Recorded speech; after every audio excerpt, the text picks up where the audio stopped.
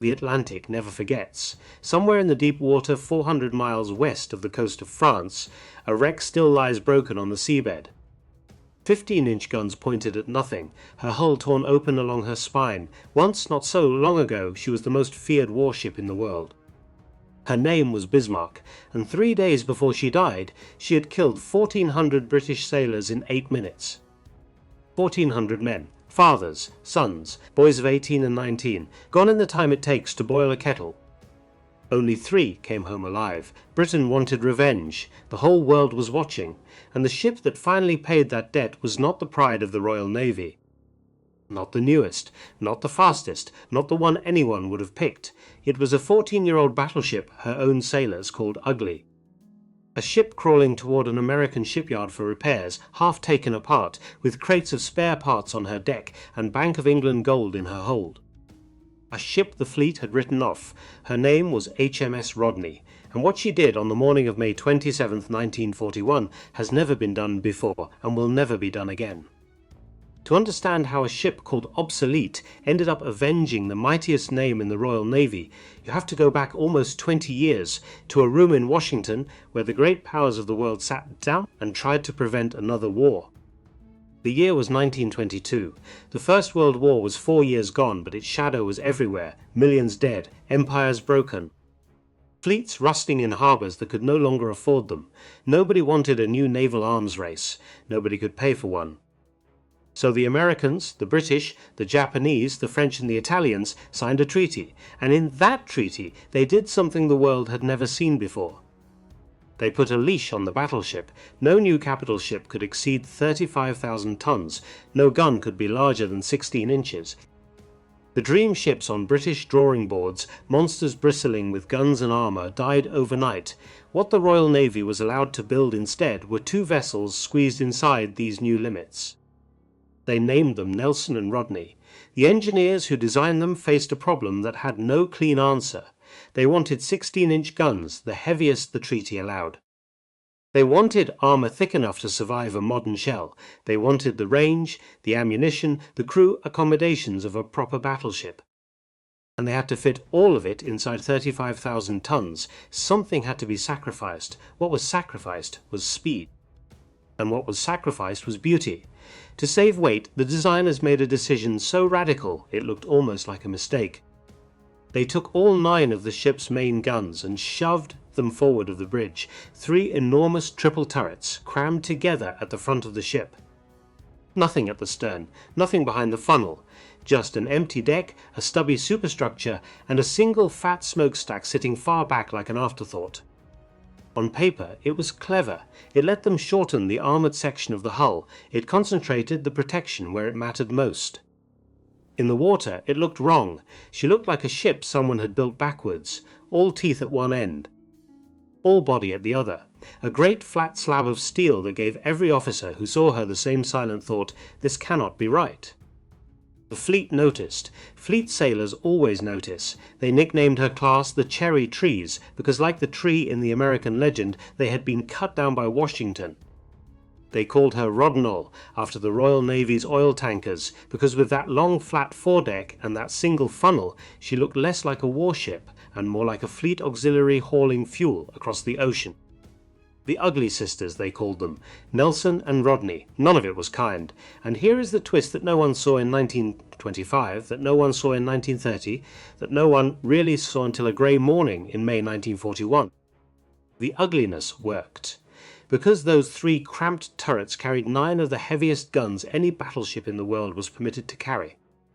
Each shell weighed over 2,000 pounds, more than a ton of steel and high explosive.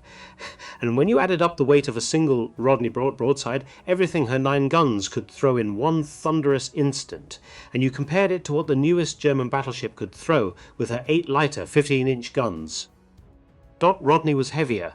By roughly 1/3, the ship the fleet mocked as a floating tanker carried the hardest punch of any battleship afloat. Nobody realized it yet. By May of 1941, Rodney was 14 years old, and she was tired. The relentless demands of 2 years of war had ground her machinery down. Her boilers were worn, her hull was leaking, her top speed on paper was 23 knots, and on a good day she could not quite reach it. In a fleet where new German and American and Japanese battleships were being built to steam at 30 knots, she was the slowest capital ship anyone still took seriously. She had earned her rest. The Admiralty had finally agreed. On the 22nd of May 1941, HMS Rodney sailed from the Clyde bound for Boston. The Boston Navy Yard was waiting for her. A full refit, new machinery, fresh guns, everything her aging body needed. Officially, the United States was neutral. Unofficially, American shipyards were quietly repairing British warships. It was another piece of a war America had not yet joined, but was already, in every quiet way that mattered, already fighting. She was not alone. She was escorting the passenger liner Britannic, no relation to the Titanic's sister ship lost in 1916. And her decks were a study in a ship that has been half taken apart. Here is the second twist. She was going to the shop, and she looked like it. Stacked along her decks in wooden crates were spare boiler tubes.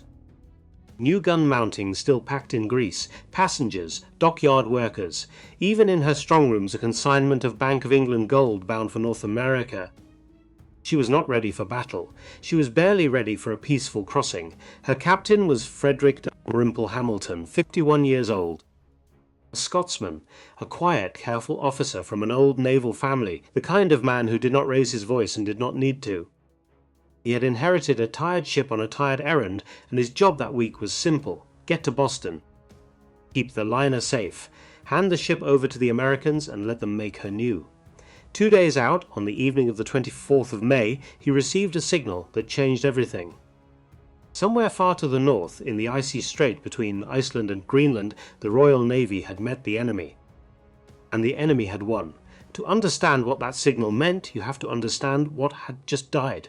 For 20 years, the pride of the Royal Navy had a single name: HMS Hood, the mighty Hood, the largest warship in the world through most of the interwar years, sleek, fast, famous.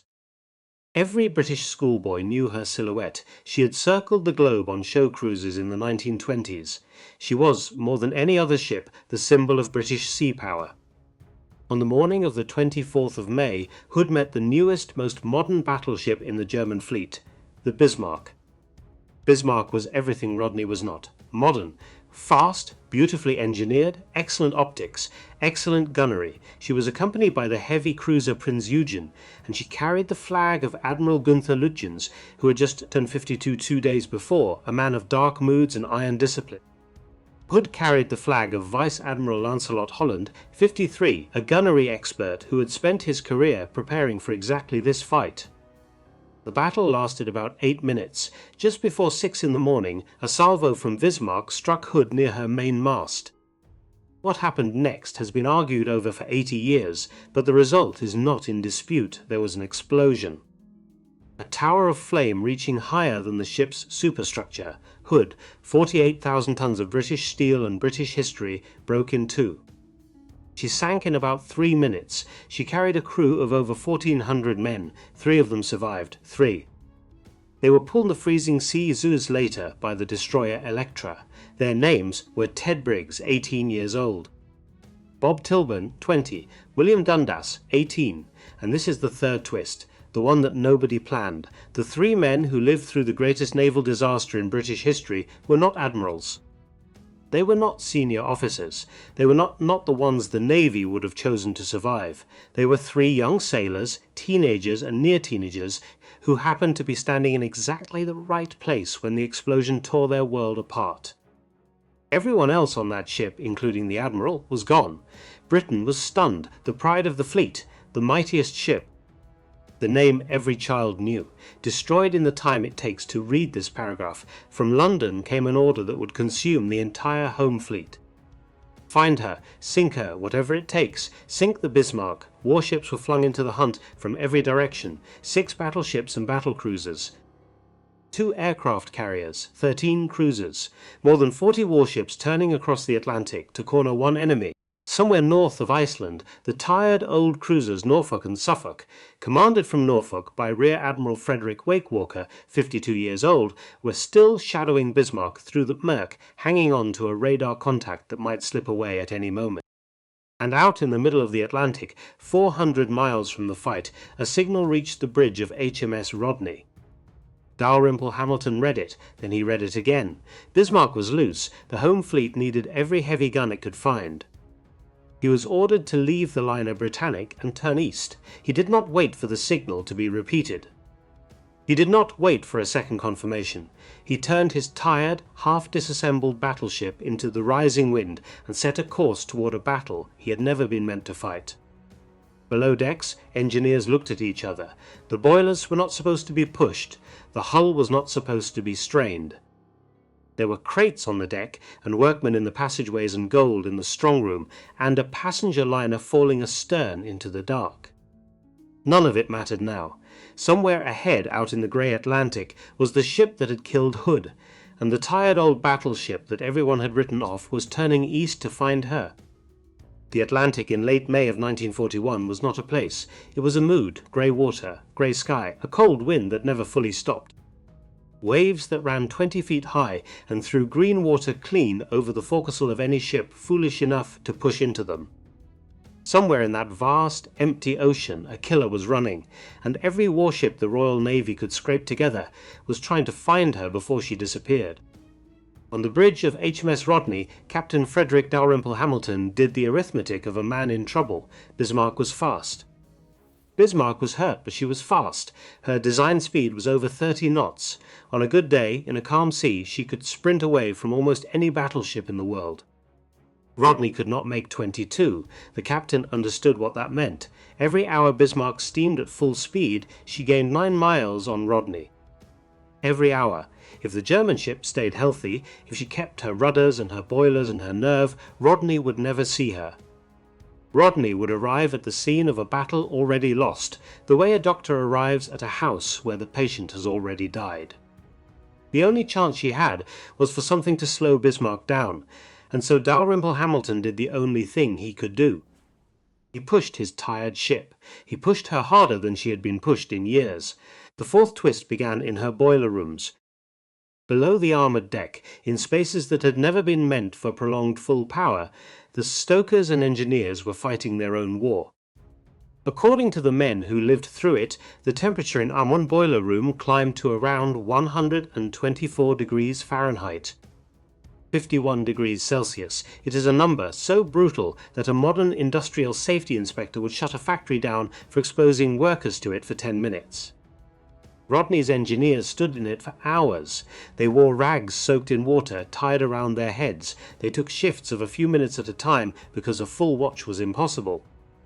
They tended boilers whose linings were cracked, whose tubes were worn, whose gauges climbed into red zones no engineer wanted to see. They kept her steaming. Up on deck in the driving spray, other men were doing something almost as strange. They were throwing the future overboard. Those crates of spare parts, those boiler tubes bound for the Boston shipyard, the new fittings still packed in grease. Anything that was loose, anything the sea could pick up and hurl into a superstructure at 40 knots of relative wind. It went over the side, or it was lashed down with wire, or it was manhandled below into any compartment that would hold it. The deck of a battleship going to war is not a deck stacked with cargo, so the cargo went, the gold stayed.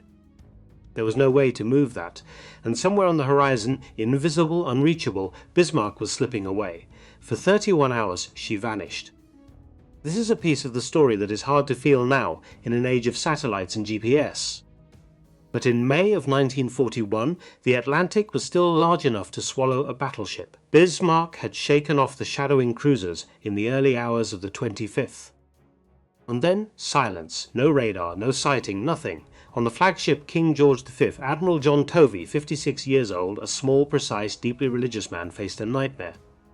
He had no idea where his enemy was. He had lost her, and every hour she was lost, she was closer to the umbrella of German air cover off the French coast, where U-boats and Luftwaffe bombers would make any British approach suicidal. On Rodney, Dalrymple Hamilton listened to the wireless traffic and heard the sound of a hunt going cold. Then Bismarck made a mistake. Admiral Lütjens on the German bridge believed his ship was still being tracked. She was not, but he did not know that. And so, on the morning of the 25th of May, he sent a long radio message home to Germany, a message about the battle in the Denmark Strait, about the sinking of Hood, about his intentions. British radio direction finders across the North Atlantic caught the transmission. They plotted the bearings, they drew the lines, and they gave the Admiralty a rough position for a ship that had, until that moment, been a ghost. It was not enough on its own, but it was a beginning, and then, on the morning of the 26th of May, a Catalina flying boat came out of the clouds 10 miles from Bismarck, and the whole hunt turned on its axis. Here is the fifth twist, and it is one of the strangest facts of the entire Second World War. The Catalina was British. She flew for Coastal Command out of Lough Erne in Northern Ireland. She wore Royal Air Force roundels on her wings. But sitting in the co-pilot's seat, hands on the controls of an American-built aircraft flying for the British against the Jersons, was a young man named Leonard B. Smith. He was an ensign in the United States Navy. The United States of America, in May of 1941, was not at war. She was neutral. Pearl Harbor was 6 months away. American servicemen were not officially supposed to be flying combat patrols over the Atlantic looking for German warships. But they were. There was a quiet, unofficial exchange program between the US Navy and the Royal Air Force. American pilots, experienced with the Catalina, were sent to Britain to help teach the aircraft to British crews. They flew missions. They saw combat. It was a violation of American neutrality that both governments preferred not to talk about, and on the morning of the 26th of May, one of those American pilots was at the controls when a great grey shape appeared through a break in the clouds. Ensign Smith looked down at the ship. He circled cautiously. He identified her, Bismarck. The signal that went out from the Catalina rewrote the war. 6 months before Pearl Harbor, before America was officially anyone's ally, an American Navy pilot had put Britain's most hunted enemy back on the map. And now the hunt had a target again, but there was still a problem, a terrible problem. Bismarck was found.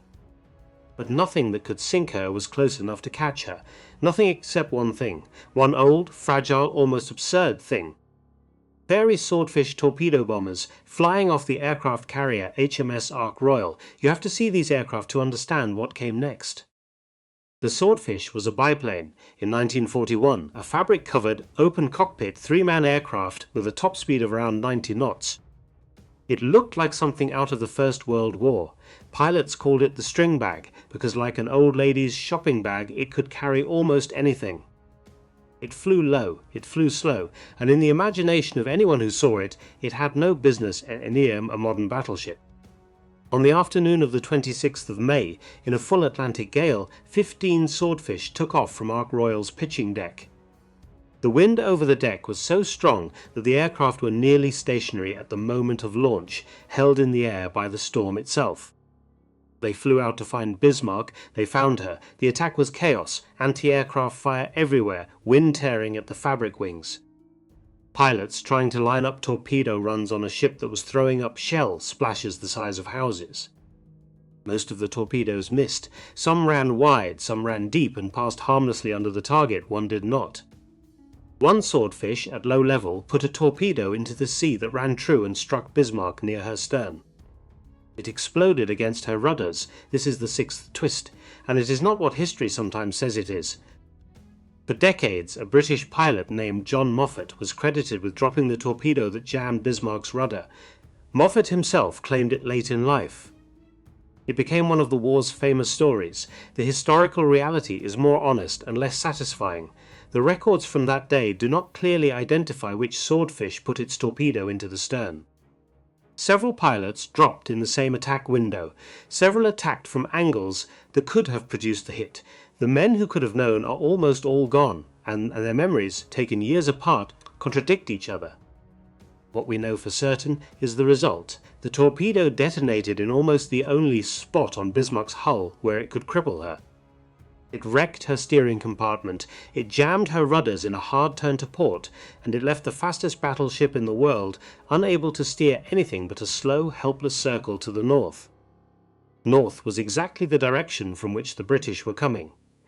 On Bismarck's bridge, Admiral Schützens understood what had happened before the damage control reports came back. He signalled Berlin with a message that has been quoted ever since: "Ship unmanoeuvrable, we will fight to the last shell." That evening, in the wardrooms and the crew quarters of the German battleship, they read the messages that came back from home. From Hitler, from Grand Admiral Raeder, from naval headquarters. Lutyens, according to the survivors who lived to talk about it, made a speech to the crew. It was not a speech of hope. It was a speech about honor, about dying well, about the fatherland. His captain, Ernst Lindemann, 47 years old, a professional officer respected by his men, is remembered as being furious. Lindemann had not given up. Lindemann believed there was still time. There was still a chance. Perhaps Luftwaffe bombers would reach them at dawn. Perhaps U-boats would break the pursuit. He is remembered as saying, in effect, that the crew did not need to be told to die. They needed to be told to fight. The two men, Lutyens and Lindemann, had disagreed for days about the mission, about the return route, about whether to go into port for repairs after Denmark Strait. Now, in the last night of both their lives, they disagreed about how to face what was coming. Neither would live to see the argument settled. That night on Bismarck was a night of small mercies and small horrors. Men wrote letters they would never send. Men drank cognac from the officers' mess. Some slept, some prayed, some sat by their guns in the wet dark and waited. And around them, in the black wind, the destroyers came. 5 destroyers, 4 British and 1 Polish. The Polish ship was the ORP Piorun, and her captain was Commander Eugeniusz Pawski, 46 years old. Pawski had watched his country crushed by the German army in 1939. He had escaped. His crew were exiles. Poland was under occupation. Warsaw was in German hands. Every man on that destroyer had lost something. Piorun sighted Bismarck first in the last light of the 26th of May. Pawski did what almost no destroyer captain does in the face of a battleship. He charged. He put his tiny ship, less than 2,000 tons, on a course toward the largest and most powerful surface of warship in the German fleet. And as he closed, he ordered his signal lamp to flash a message across the water. 4 words, "I am a Pole." There is no evidence Bismarck ever answered. Her guns did. Great 15-inch shells fell around Piorun, throwing up water taller than her masts. Pawski held his course for over an hour before finally breaking off. He did not put a torpedo into her. He probably could not have, but he had said something the war remembered. "I am a Pole." Through the night, the 4 British destroyers under Captain Philip Vian, 46, a hard, aggressive officer who would later become one of the Royal Navy's most famous fighters, kept up the attack.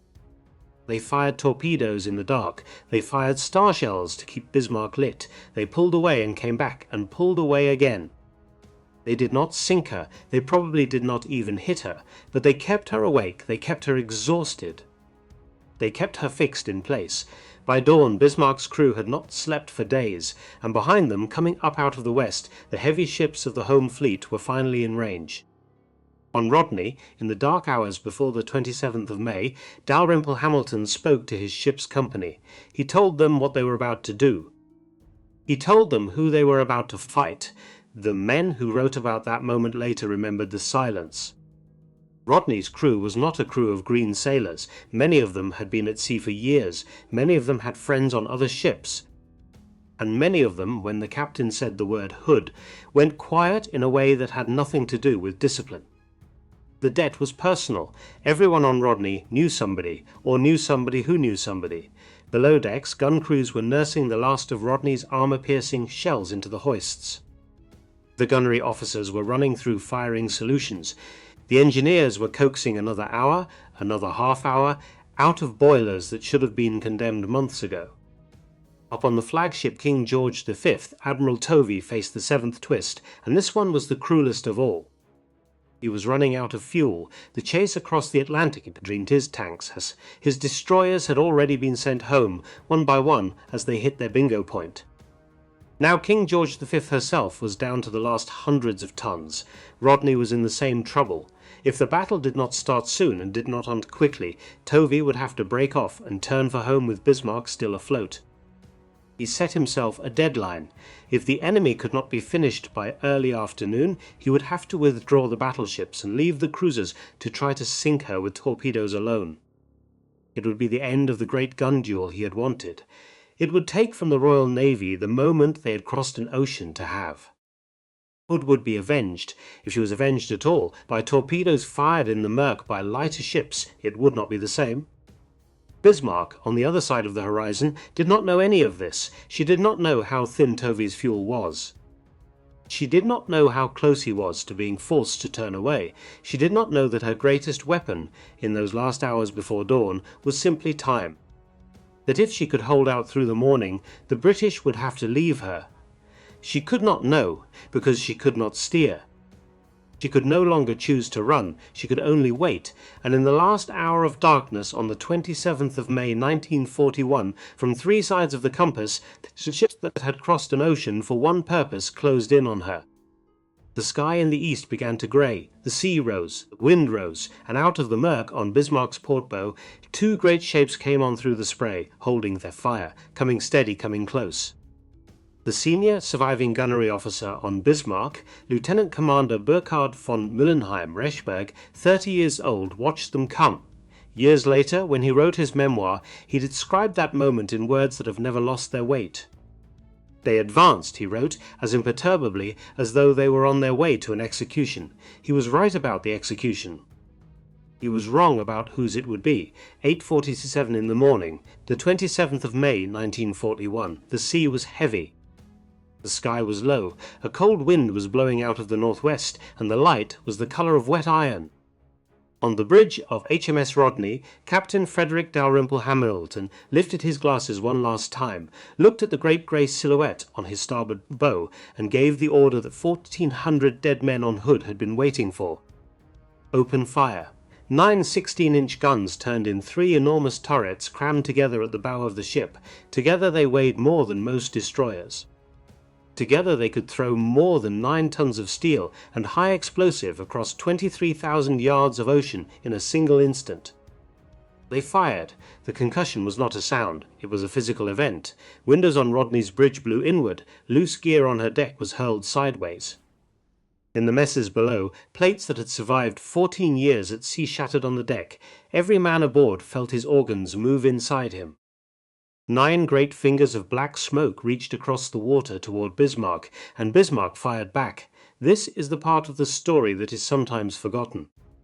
Bismarck was not a helpless target in those first minutes. Her fire control was superb. Her gunnery officers were among the best trained in any navy. Her second salvo straddled Rodney, and the third came close enough to throw green water across her decks. For the first stretch of the battle, nearly 20 minutes of it, the German battleship shot the way she had shot in the Denmark Strait, the way she had shot when she killed Hood. And then, at about 9 minutes past 9 in the morning, a heavy shell came down out of the grey sky and struck Bismarck's forward superstructure. The historical record does not tell us for certain whose shell it was. It might have been Rodney, it might have been King George V, coming in from a different bearing under Admiral John Tovey. British sources have argued about it for 80 years. The German survivors could not know, because most of the men who might have known were already dead. What we know is what the shell did. It smashed into the area around Bismarck's forward command position. In that space, or in the compartments immediately below it, Admiral Gunther Lütjens almost certainly died. Captain Ernst Lindemann almost certainly died. Every senior officer who had been directing the battle from the bridge was killed in a single terrible instant. The most powerful battleship in the German fleet had, in a matter of minutes, been decapitated, command passed downward through the chain of officers. It fell, eventually, to Lieutenant Commander Burkhard von Müllenheim-Reschberg in the after fire control station at the stern, 30 years old.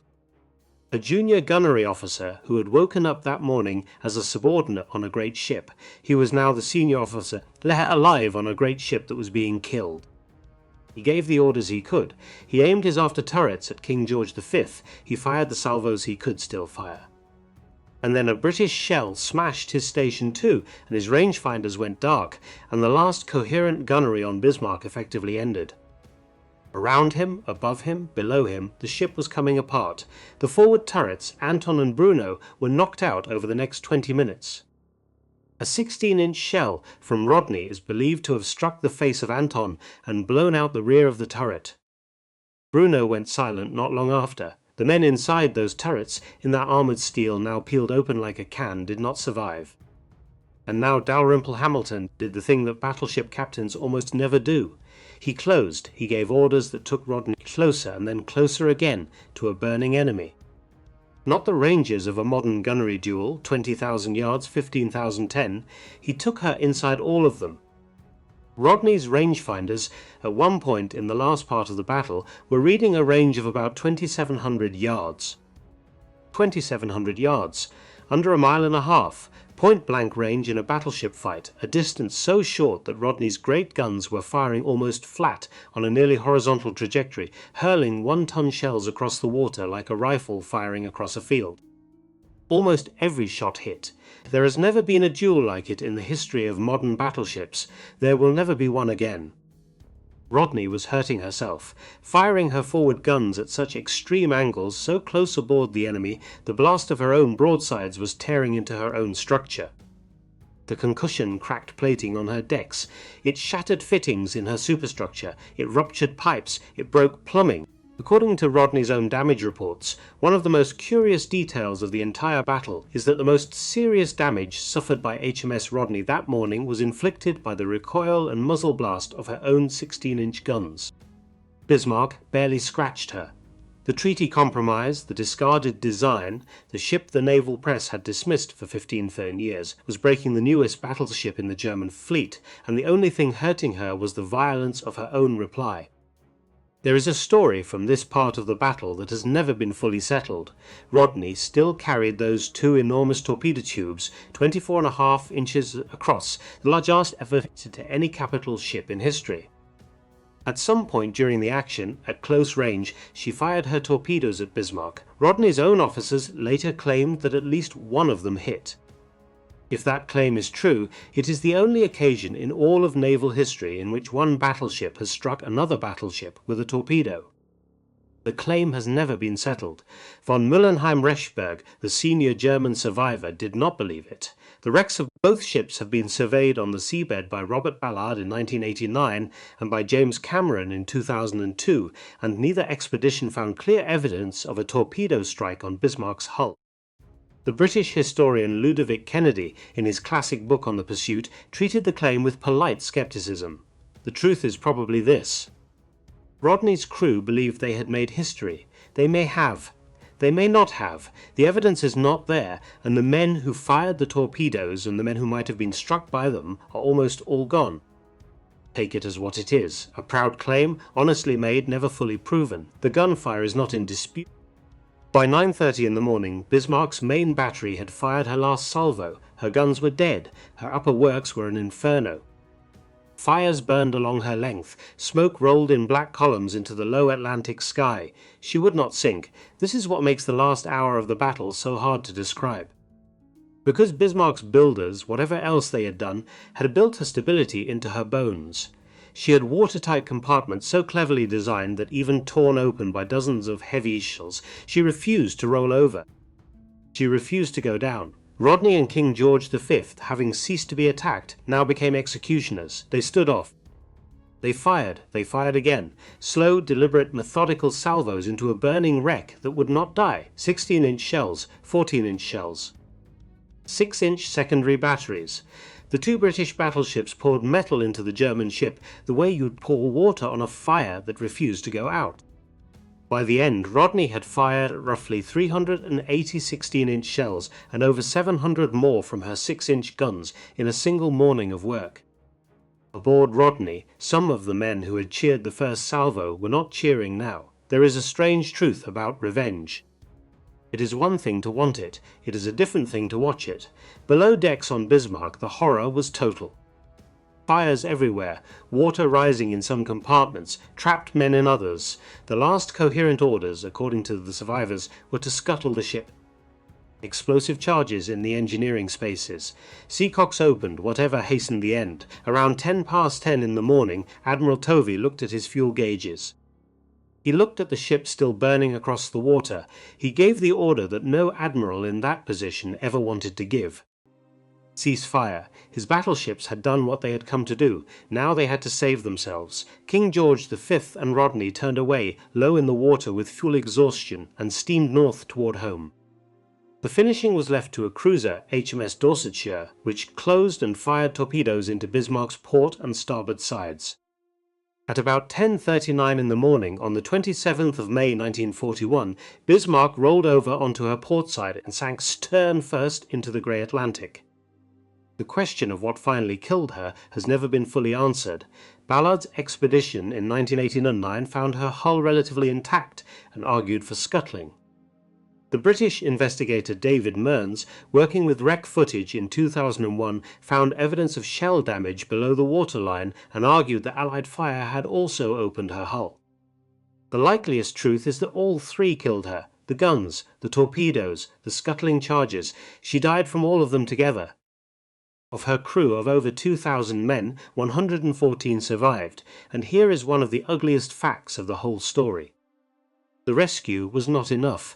Dorsetshire and the destroyer Maori pulled sailors out of the freezing water for less than an hour before a submarine alarm sounded. There may have been a U-boat, there may not have been, but the risk was too great and both ships got underway and left. Hundreds of German sailors were still in the water when the British ships pulled away. Most of them died there. It is a decision that has been argued about ever since. There is no clean answer to it. There is only the ocean and the men who did not come home. Somewhere among the ships circling the sinking, on the deck of the Polish destroyer Pierun, a young officer named Erich Sopoćko watched Bismarck go down. He was 27 years old. His country was under German occupation. His family was somewhere in a Poland he could not reach. He is the man who wrote later the words that came to be associated with that morning: "Justice, you still exist." He did not survive the war. He was killed on the 16th of June 1942 when the Polish destroyer OOP Kujawiak struck a mine off the coast of Malta. He was 28 years old, but the sentence outlived him. Justice, you still exist. The ships turned for home. Rodney's part in the war was not over. She would go on to serve through the Mediterranean campaigns, through the invasion of Normandy, where her 16-inch guns would fire in support of Allied troops on the beaches. She would finish the war worn down almost to the point of collapse, her machinery finally beyond repair. In 1948, 3 years after the peace, she was towed to the breakers at Inverkeithing in Scotland and cut up for scrap. There was no ceremony, there was no memorial. The ship that had avenged Hood ended in a shipyard, sold by weight, taken apart by men with cutting torches. The 3 Hood survivors lived on. Ted Briggs, 18 years old on the day his ship broke in two, went home. He served in the Royal Navy for another 32 years. He spoke when he could bear to about what he had seen. He founded the HMS Hood Association. He carried Hood's story into old age. He died on the 4th of October 2008 at the age of 85, the last living survivor of the mighty Hood. Bob Tilburn died in 1995. William Dundas, who had climbed out of a hatch as the ship rolled, was killed in a car crash in 1965. He was 42. On the German side, Burkhard von Müllenheim-Rechberg, the young lieutenant commander who had taken command of Bismarck in her last minutes, survived the sinking. He was pulled from the water by Dorsetshire before the U-boat alarm. He was taken prisoner. He lived. He wrote a book called Battleship Bismarck, a survivor's story. He died on the 18th of June 2003 at the age of 92, and this is perhaps the last twist of all. Ted Briggs and Burkhard von Müllenheim-Rechberg met more than once in the years after the war, at ceremonies, at reunions. At the small, quiet gatherings where old sailors of enemy navies remember old dead friends. 2 men who had been on opposite sides of the greatest surface battle of the Atlantic War. 2 men whose ships had killed each other's shipmates. They shook hands. They spoke as men, not as enemies. They understood something that only survivors ever really understand. The critics of 1925 had looked at HMS Rodney and called her obsolete. They had called her ugly. They had said she was slow, awkward, a treaty compromise, a relic of a lost design philosophy, a floating tanker with a bad haircut. They had measured her by the standards of a peaceful drawing board and found her wanting. And on a grey morning in May of 1941, 400 miles west of the coast of France, that tired old battleship had crossed 1,000 miles of storm, closed to point-blank range with the pride of the German fleet, and torn it apart with the heaviest broadside any battleship in the world was permitted to carry. The Atlantic covered the wreck. The war went on. The old ship went back to work. But somewhere in the deep water, 400 miles west of the coast of France, a debt written in the blood of 1,400 men had been paid in full. And the ship that paid it was the one nobody thought could.